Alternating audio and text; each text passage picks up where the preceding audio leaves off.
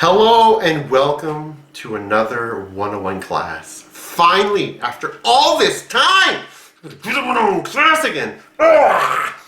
Special treat here for Halloween. Halloween, man. Yes, it is that time of year with the tricks and the treats and all that shit. This is it, man.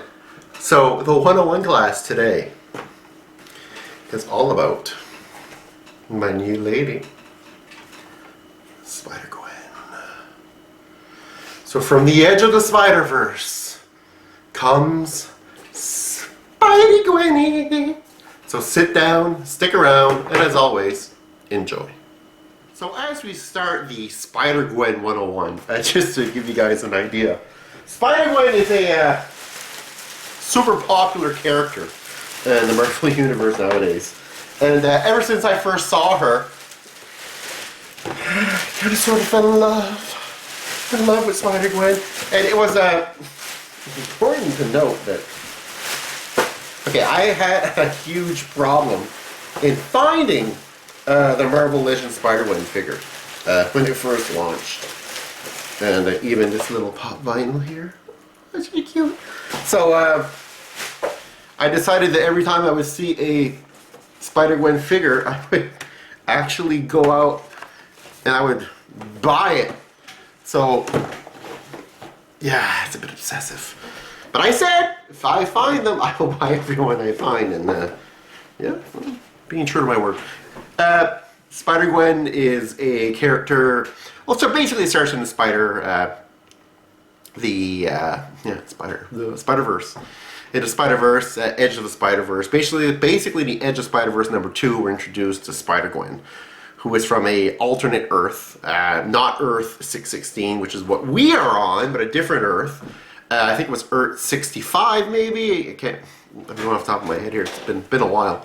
But she, basically, it's an alternate universe, and in Edge of the Spider-Verse, Spider-Man is basically going around different dimensions, the Doc Ock Spider-Man, and picking up Spider-Man in order to try to help them defeat Morlun and his family, who are jumping from universe to universe and killing off all the Spider-Man.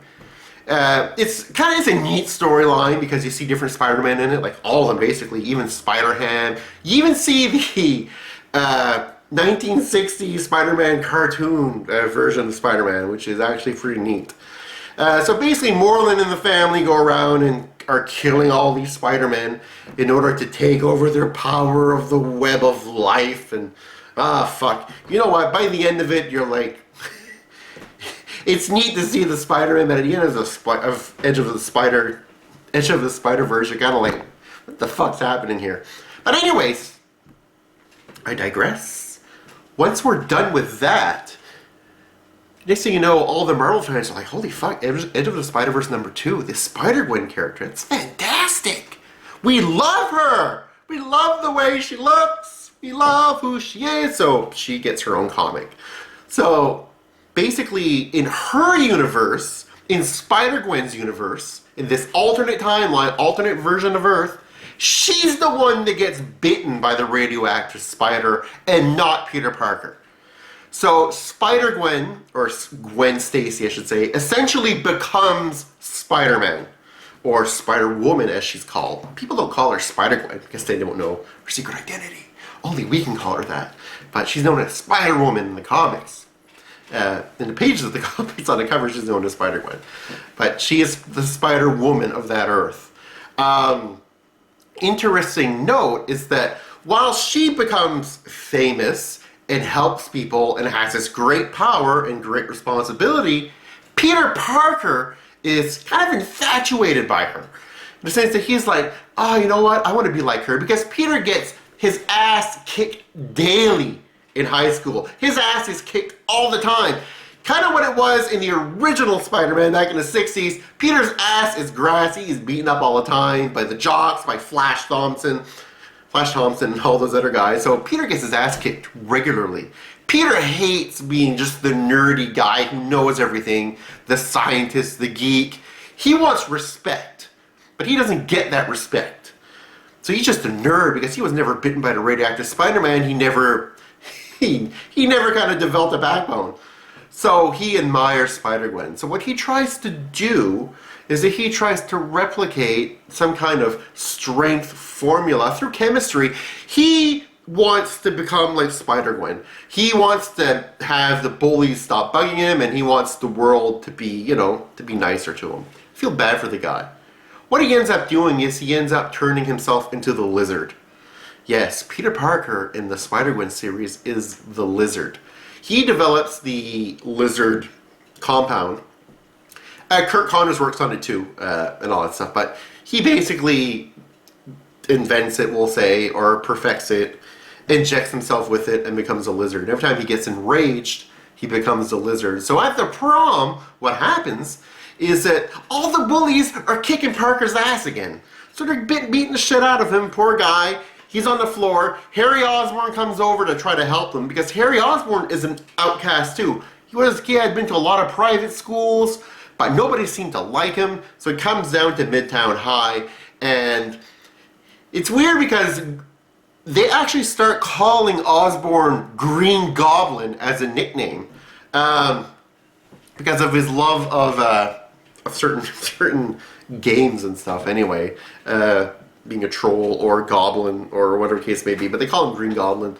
And so what happens is he kind of gets sucked in by the outsiders, kind of take him in as his own. So Gwen Stacy and Peter, Mary Jane, they'll all kind of take him into the fold. So he actually sees Peter Parker turn into the Lizard at the prom after he gets beaten. So Harry's like, holy shit, this is holy fuck, what are we gonna do? And then after that, he tries to calm Peter down, and Lizard just goes into the main dance hall of the prom, where Spider-Gwen sees him starting to attack people. Then she gets in the costume, then has a fight with Peter. What happens? Inadvertently, Peter dies during the fight. So Gwen, who knows, because as he's dead, he reverts back into Peter Parker, and then she feels an enormous amount of guilt. Because as he's dying, he looks at her and says, I just wanted to be like you. So all he wanted was that power to be able to help people and stop people from getting on his back all the time. So she feels so devastated because he doesn't know she's Spider-Gwen, but she knows he's Peter Parker. She watches him die in her arms, and she's very upset about it.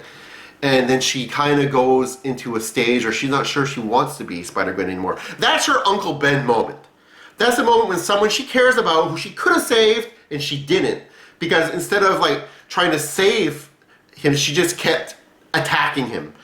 And because she keeps attacking him and all that, and he just gets more racial and all that, it's kind of like his heart gave out and he died, and that's how he dies.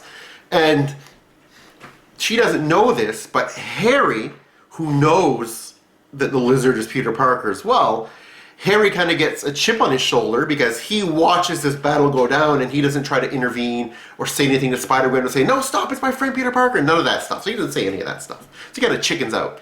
And he feels guilt about chickened out, and he believes that Spider-Gwen killed Peter Parker. So does every fucking buddy else. This whole city believes that Spider-Gwen killed Peter Parker. All this propaganda is pushed by the mayor, J. Jonah Jameson. Yes, he is mayor in this timeline. He is a loudmouth still. I love J. Jonah.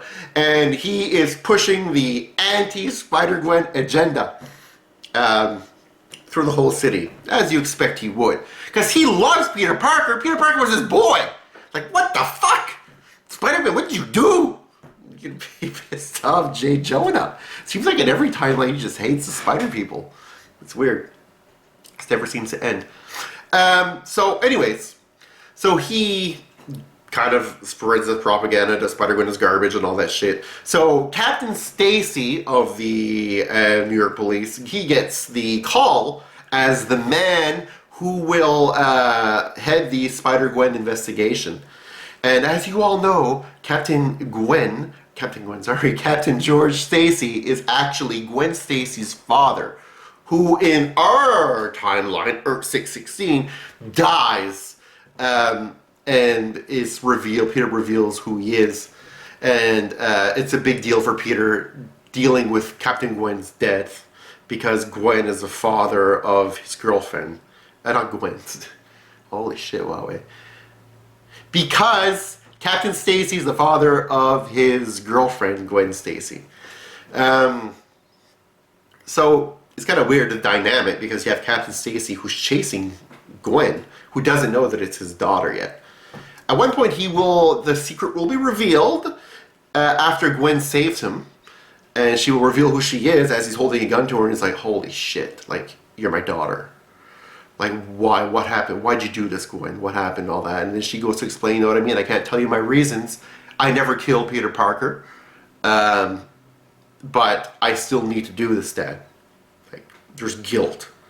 So then Captain Stacy gets a little too close, and then the head of police looks at her and says, fuck this shit, Captain Stacy. We don't want you in the Spider-Gwen case anymore. Get out right now. We want someone new. We want a new captain on the case. We want the cop, the icon of copetry.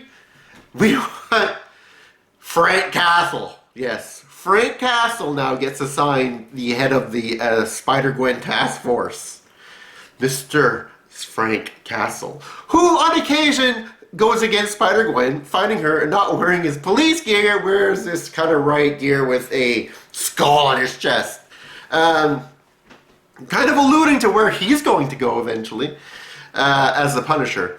So very cool that the Frank Castle's still in the force in the Spider-Gwen timeline. Also, interesting notes on the Spider-Gwen timeline, other characters. Captain America is a woman because, which is cool. What's his name? Sam Rogers is her name, Captain America, because during the war, the Nazis actually injured Steve Rogers and Bucky. They were injured by the Nazis, so they never could go into the Super Soldier program. So we have a new Captain America, and Falcon is actually a male clone of Captain America. So some odd things there that happen. Captain Gwen Stacy has a huge crush on Captain America. Ooh, love. So, yeah, so all this going on. Aunt May and Uncle Ben still alive. Gwen has horrible guilt to even see them, let alone talk to them, because of what happened. Also, a huge character in the Spider-Gwen universe is Matt Murdock. And Matt Murdock is actually a bad guy. A really bad snake in this dimension. Still trained by Styx, but then trained by the Hand. He is the Kingpin's attorney, and he is every bit as crooked as a Kingpin is. So Kingpin's in jail, but he gives Matt his orders, and then Matt just barks and does them. And it's interesting to see Matt Murdock so evil in the show. It's in a show, what am I saying? It's comic. It's really cool. I'm thinking about the Daredevil series somehow, because remember in how the Daredevil series, how Kingpin has his right-hand man there in the first season who does everything bad for him? That's kind of what Matt Murdock does for the Kingpin in the Spider-Gwen series. So it's neat to see him that way. And he actually goes to Captain Stacy at one point and utters a line that is absolutely amazing. He says, and, you know, he still has all his powers, he advances, he can see things, you know what I mean? Even though he's blind. He's blinded the same way he was in our world, same way. But he just took a different path. Foggy, though, is a defense attorney, though. At least Foggy took the right path. But Matt Murdock goes up to Gwen Stacy when he finally figures out who Spider-Gwen is, that she is Gwen Stacy, goes up to him and says, you know what, even a blind man can see that that's your daughter. And it's very cool, because he is the master of one-liners. And you got other characters that come into the picture. It's Harry Osborn becomes the Green Goblin, because, hey, he already uses the name anyways, then gets kind of not perfects, but takes a lizard serum and kind of tweaks it, and then becomes a Green Goblin, gets the glider and all that. And he wants revenge on Spider-Gwen because he thinks Spider-Gwen killed Peter Parker out of cold blood and all that. So that happens. The Vulture is in this comic as well. He's one of the first villains that you'll see. And the Vulture actually morphs into an actual fucking bird, into a vulture. It's kind of neat. So there's a whole lot going on. A lot more than what I can explain. I don't want to make this video fucking 5 hours long. But trust me, it is a great read. Spider-Gwen's a fantastic character. Just her look Look at that. Look at the look. Look at the pink with the blue and the hoodie, and just the black and the white of the suit, and just the little blue shoes. She is awesome. And actually, another thing, she's actually pretty cool on her own, Gwen, because Gwen is the drummer for the band, the Mary Janes. Mary Jane has a band, and their hit, Face the Tiger! Face the Tiger! You just hit the jackpot! Woo! It's fantastic! Fantastic song. So, yeah. So, from me and my 4 Gwen Stacy figures, wow. I want to say to you guys, go out and buy and read at least some of the Edge of the Spider-Verse just to see Gwen's first appearance, and then Gwen Stacy's own comic series. She had a mini-series and she has an ongoing series now. Also, something to note that out of the Spider-Verse came Silk as well, which we may discuss at some other point. Silk is another Spider-Woman. We may get to her at some point, who knows. But from me and my family, as you'll see, my daughter is dressing up like Spider-Girl for Halloween tonight. And she is also a Spider-Gwen fan. And so from me and my family, and my wife that's due with another one of my daughters in like 2 weeks, I want to wish you guys a very happy Halloween. Thanks for watching. Thanks for always watching. And I look forward to more videos. So take care, guys. Later.